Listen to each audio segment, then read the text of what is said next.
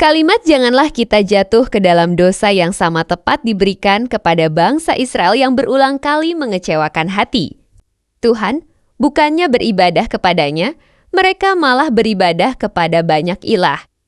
Akibat dari kebebalan mereka, Tuhan pun menghukum mereka dengan membiarkan mereka ditindas oleh orang Filistin dan Bani Amon selama 18 tahun. Penindasan ini sangatlah berat sehingga orang Israel terdesak dan berseru meminta tolong kepada Tuhan.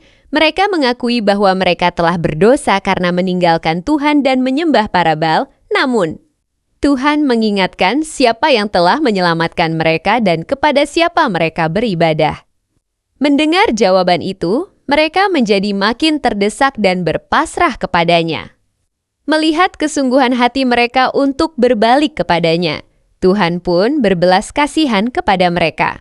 Demikian juga dengan kita, umat yang dikasihinya. Ketika kita berbuat dosa terhadap Tuhan dan benar-benar menyesali perbuatan dosa kita, kasih Tuhan yang besar itu akan selalu mengampuni dan menyelamatkan kita.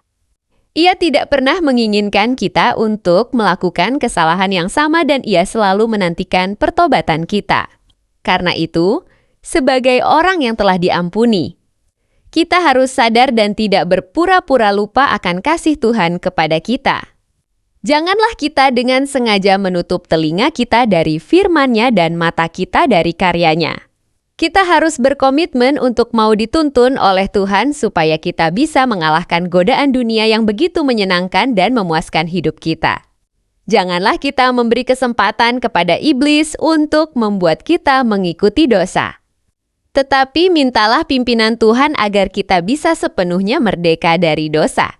Agar tidak jatuh ke dalam dosa yang sama, renungkanlah firman Tuhan, sebab firman Tuhanlah yang akan selalu menuntun kita kepada kebenarannya dan hidup yang Ia kehendaki.